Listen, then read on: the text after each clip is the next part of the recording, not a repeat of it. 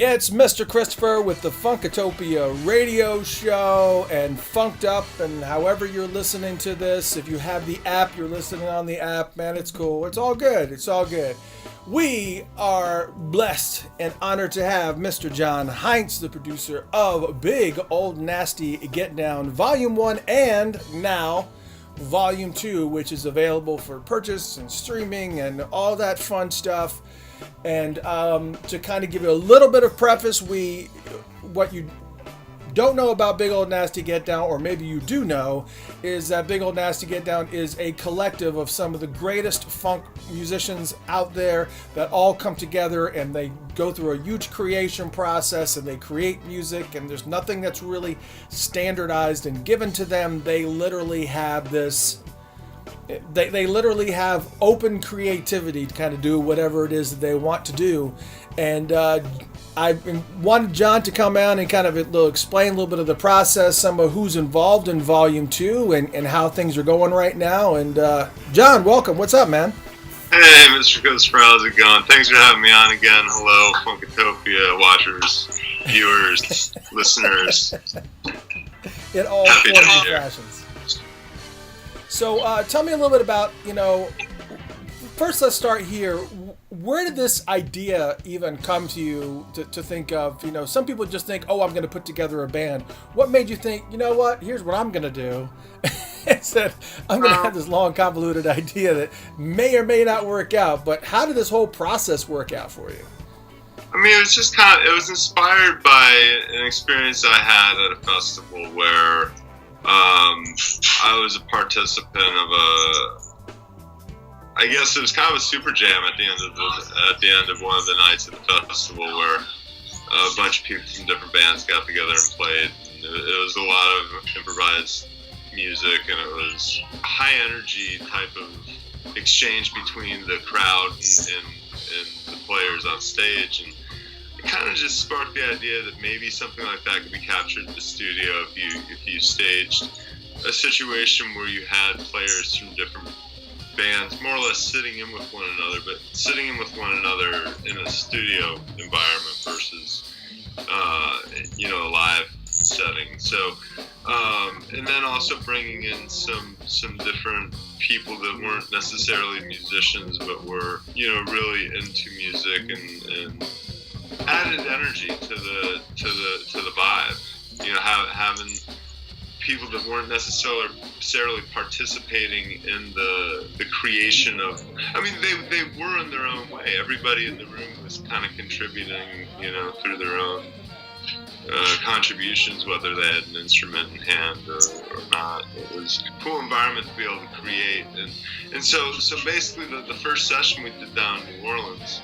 And we had 35 musicians from like 17 different bands that were staying together or lived in New Orleans in this house on Royal Street. Basically through the house parties and the camaraderie, we wrote the bulk of the music in the house, and then took it into the studio the next day and recorded. And then we also had a rehearsal room at the studio. So because we don't structure the music where we're trying to put 35 musicians on any given song, there were several players that weren't necessarily actively tracking something. So they would be in a rehearsal spot in the rehearsal room writing more stuff, and the guys would finish up recording the stuff in the live room in the studio, and the guys from the rehearsal space would go into the studio, record what they had just written. And it would just keep mixing and matching, and different people would show up. The Dirty Dozen Brass Band horns would be there for a little while, and we'd do some songs with them. And then Ian Neville from Dumpster Funk would show up, and we would do some songs with him. And it was just an ongoing rotation of players, and every song was different like that, because at different times throughout the experience and the session, different people were there. So that carried on to Volume 2, which you were at some of the days of, where we basically took that same idea and did it just outside of Asheville, North Carolina. And I was living in Asheville at the time when the band became an entity. I had the idea for a number of months and presented it to a few different people throughout the band world, and everybody was really hip and cool and thought it was a great idea, but thought logistically it was impossible. And so I had met a couple people from Your Mama's Big Fat Booty Band, Derek Johnson and JP Miller, and they decided that they wanted to help kind of get it off the ground. And so we basically started kind of to figure out how to turn it into a reality with them in November of, no, I'm sorry, that was probably around September of 2007. And so when we did the sessions in New Orleans, one of JP's high school friends, Frank Mapstone, came to the session, and he was very hip in the studio and had some production background. So, you know, he quickly became part of the integral core of the operation, so far as the studio is concerned. And had, you know, he and I have worked closely together for the last decade, and you know, we basically took the same blueprint from Volume 1, and more or less the blueprint was created on the fly. There actually was no blueprint for Volume 1. We just made shit up as we went along. Volume 2, we kind of took that same concept that we had developed in Volume 1 and just, you know, same thing through the house parties, through different fans or different music enthusiasts coming through the house during the writing session, so on and so forth, you know, created that vibe again. How difficult is it to get all those bands and just say, look, this is where we're going to be. We're going to be here from, you know, I can't remember what the dates were, but, you know, we're going to be here from April this to April that, and just come to the session because we're going to be here these 3 days? Or what exactly is the planning process in getting all these people together like this? So basically, I start with kind of a core group of players in mind that I'd like to have for the session. I also look to see tour schedules of when some of the players that I would like to have participate in the project are going to be in, you know, one of the places that we may do the session. So once I've determined, you know, a weekend or something that there's a couple bands coming through, I'll send out to the players, the initial players, you know, the block of time that we're looking at, and maybe give a couple different scenarios. And then once that window is formulated, then we start making the calls to everybody else that we'd like to have, you know, participate and see what their schedules look like, and then just kind of let it all fall into place on its own. I mean, it's a logistical nightmare a lot of times, just because everybody's, you know, when you're dealing with such a high caliber of musicians, they're constantly working, they're constantly on the road, they're constantly creating. And so, you know, finding even a couple of days in a row where you can get 30 or 40 players together at the same time is a pretty you know, pretty crazy undertaking, let alone for a week straight. So for somebody who was in a band for many, many years of his life, even getting the same 5 guys to show up for practice on time was a nightmare. So I can't imagine trying to put it together with all those musicians, with all different types of personalities. I mean, obviously the one common thread is the style of music. I mean, every single person that's involved is either in that kind of funk, you know, a funk realm, or, you know, jam band realm that's, you know, that's used to that type of creation process and kind of understanding and kind of going in with a little bit of you know, it seemed like there was no egos there, and was that really by design, that you know, the people that you picked are really going to be there's not any debutantes at the ball, okay? It's like everybody kind of came with a real professional, left their egos at the door, and everybody was just hanging out.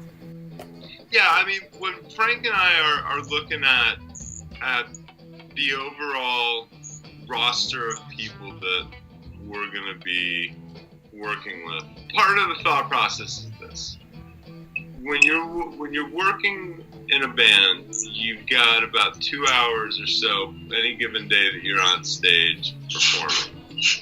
The rest of the time, you got to be able to hang out with those people. It has to be a good hang. Right. So sometimes, you know, the lineup is specifically designed with people that I personally know and that I know are just, you know, going to bring a good, chill vibe, that have confidence in their playing, but not ego. It doesn't come across as a negative thing. In a lot of ways,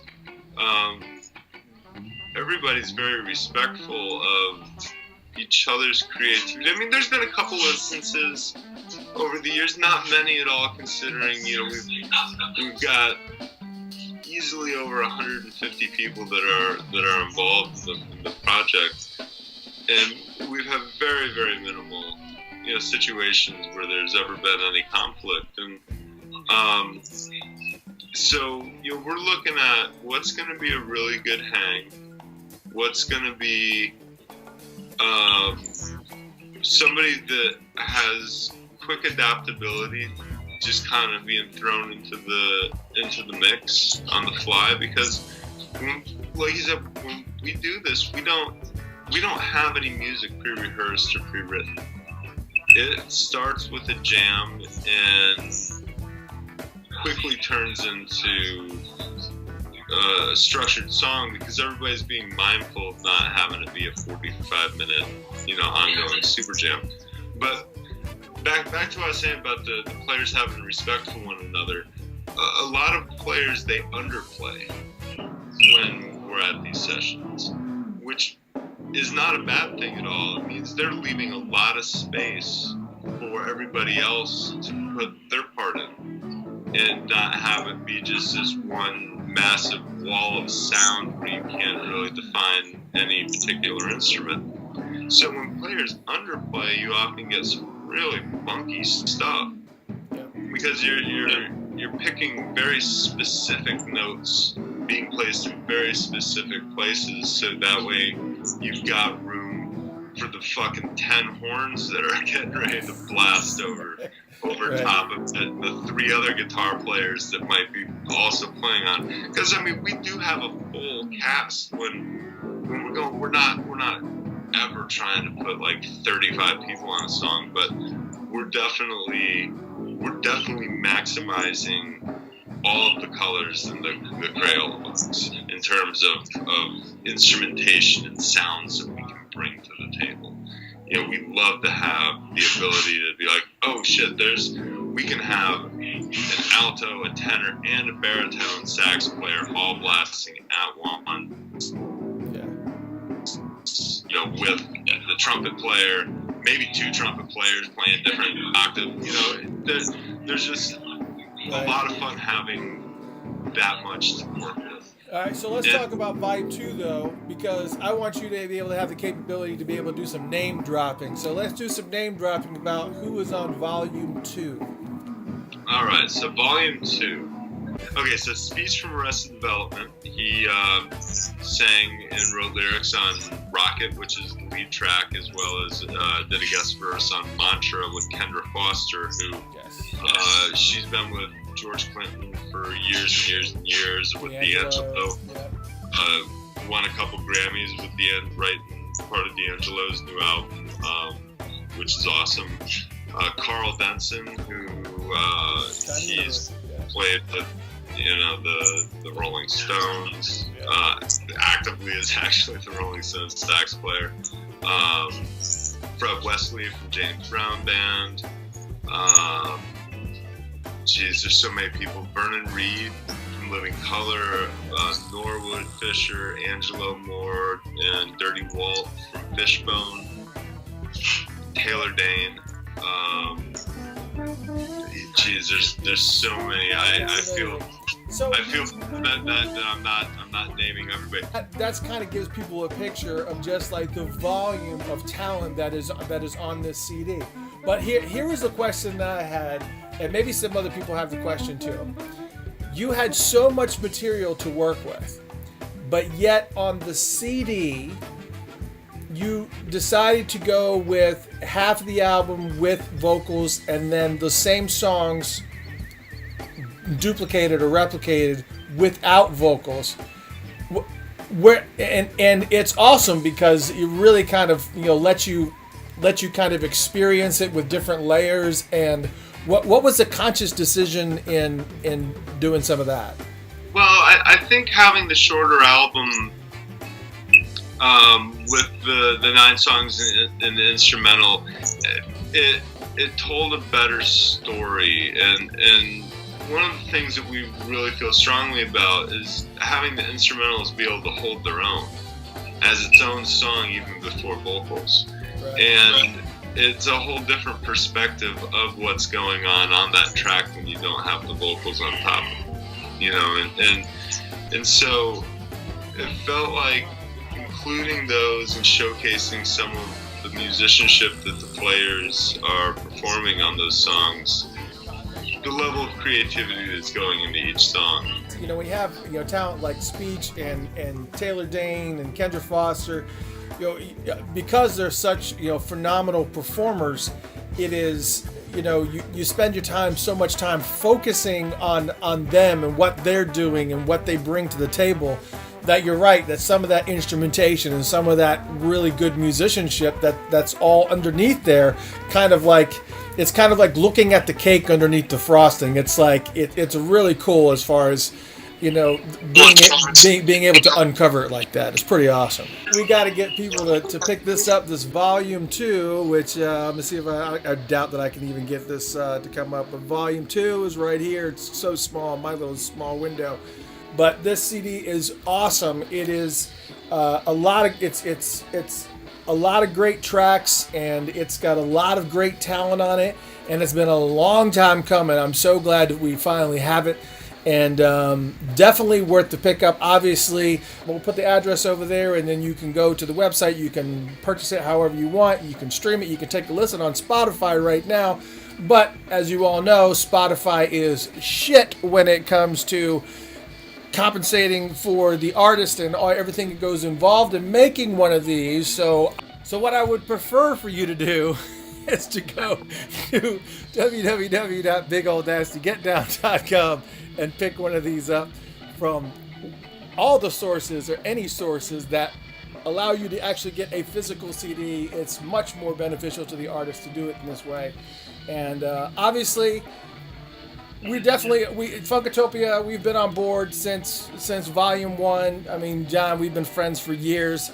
And I love watching this process, and I definitely am so envious of everything that you're doing, and the ability to be able to put this successfully together, and not just one, but 2. And there was plenty of success with Volume 1, was there not? It got a great response. Oh, hey, you know what I should plug? What's that? Plug it. it. I should plug. Let me do a quick shameless plug here. Okay. We just released this 7-inch vinyl. This 45 of a couple songs from Volume 1. As a matter of fact, here, let me take you on a little tour. You ready to go on a little tour? Yeah, we'll go on a little tour. Because we're so independent around here that my shipping and receiving department's happening as we speak in the living room. You see this? Hey, what's good? Yo. Hey, man. Jeff and Ben. How you doing, man? A couple badass musicians helping me out. So let's see what they're packing. I want to see what they're packing. Not the bongs, but the other stuff. Was there a bong out? I hope the bong. No, it's not. I'm just kidding. To get off this phone. Okay, so here we're pimping. This is the cover by Mark Spusta. It's a 7x7 print. Nice. Beauty featuring George Clinton. We got some kind of stuff going on in the background. Oh, Snoop's on. And then Wake Me Up. This is the Wake Me Up cover for the other side, another print. That's nice. That one as well. Very nice. They actually come in 23 different color variants, which we're really excited about. Lots of options for everybody. That makes a very super collector's edition for sure.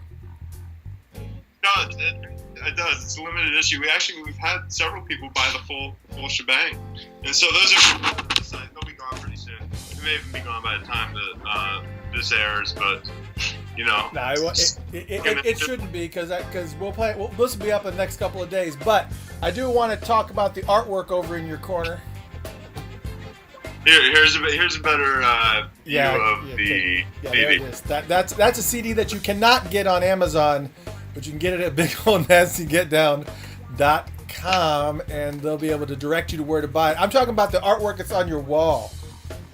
Yep. So I had to get another little shameless plug in there. Oh yeah, people have got to see this. Okay, so this is for George Clinton artwork right here. Nice.